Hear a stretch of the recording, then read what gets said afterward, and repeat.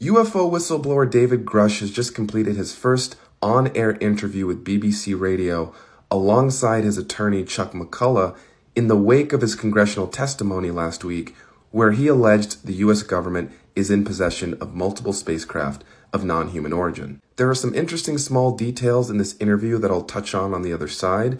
I do want to note that his attorney, Chuck McCullough, is the original Inspector General for the intelligence community, so keep that in mind as you listen to this interview. Well, I've been speaking to David Grush and to his lawyer, Chuck McCullough. First, David, why did he decide to come forward and speak at the hearing? It boils down to a sense of duty, and an act of, truth to power. And it seemed like me going public was the appropriate lever to pull when it comes to public accountability and emphasizing the seriousness to, different branches of U.S. government. The most eye-catching claim that you made during your evidence, and the one that made the most headlines, was the claim that the US government has, quote, intact and partially intact alien vehicles in its possession. In other words, it has them, but it isn't telling people about them. Why did you go public with that specifically? I found that to be very important for, the public at large to understand, their place in the cosmos, their place in the universe. And that's something, I believe the U.S. government should be, held accountable for potentially overclassifying or misclassifying basic science. But how do you know they have these items? Because you've not seen them yourself, have you? There's certain things that I have firsthand access to that I can't publicly discuss at this time. However, myself and other colleagues interviewed, 40 individuals, both our current and former highly distinguished intelligence and military personnel that were specifically on these programs. And those that were willing, I directed to the Intelligence Community Inspector General. So the Inspector General was able to interview these people that do have direct firsthand information.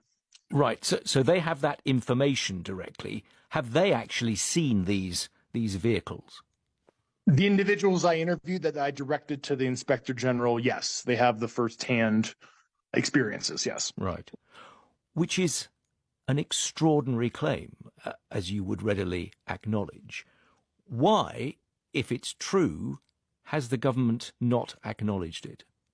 Yeah, that's a multifaceted question. It goes back, 80, 90 years ago when this was first created, and they, translated some of the secrecy from the Manhattan Project onto this subject because, they weren't sure how ontologically shocking it was going to be to the world populace. And then two, as you can imagine, it's a Pandora's box for, potential military and weapons development type reverse engineering activities. So they decided to keep it under wraps for many years. But we're talking here just about the US government. If they've got these things hidden away, surely other governments around the world might have had a similar experience. So the idea that it's a solely American thing is surely fanciful. It does cross into other countries and other allies, to include the Five Eyes Alliance, which is something I've already stated publicly. The media reporting bias and societal transparency is a little different in the U.S. So that's the crux of what most people hear, but it is certainly not an American issue. I want to put some of the doubting voices to you in a moment, but I want to bring Chuck in first.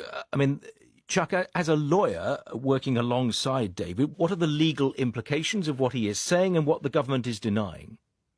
Our government relies on congressional oversight, the checks and balances of congressional oversight.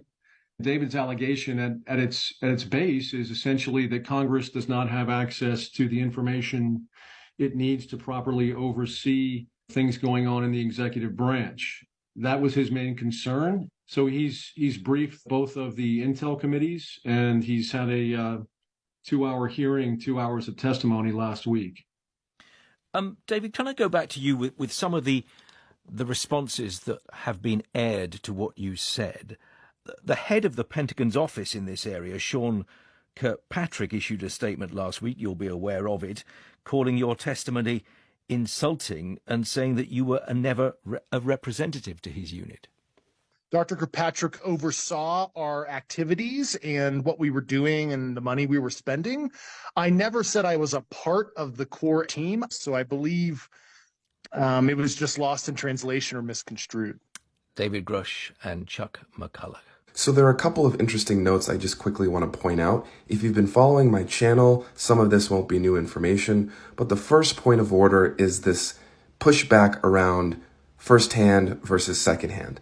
Now, David Grush was not only in the National Geospatial Agency and heading up unidentified aerial phenomenon and transmedium issues well before he came forward to the DoD IG in 2021 and the intelligence community IG in 2022. He was the lead investigator for the National Geospatial Agency on the Unidentified Aerial Phenomenon Task Force. That task force's job, which was mandated by the Senate, was to go and centralize all of the available and existing data, video, photo, satellite related to UAP across the military and across the intelligence community. There is almost nobody who would be better positioned to actually understand this issue than David Grush. And his lawyer was the former and the first Inspector General of the intelligence community under Obama. He works at a high-profile firm, and he left that firm to represent David Grush in this case. We already know who the first-hand whistleblowers are. We already know where the programs operate. The next step is to create the mechanism by which the government, Congress, legislative branch in this case, can go after that material in a way that can be legally defensible. As you can imagine, no one is going to give up this stuff without a fight. So you have to have an actual legal strategy for how you're going to pry that Pandora's box open. And just lastly, Grush also pushed back on Kirkpatrick trying to throw cold water on his testimony. Again, Dr. Sean Kirkpatrick is the director of the All-Domain Anomaly Resolution Office. That office was set up in the DoD to be a clearinghouse for this UFO disclosure process. And Kirkpatrick has become a very controversial figure for his responses that have been less than forthcoming in his role at director at AARO.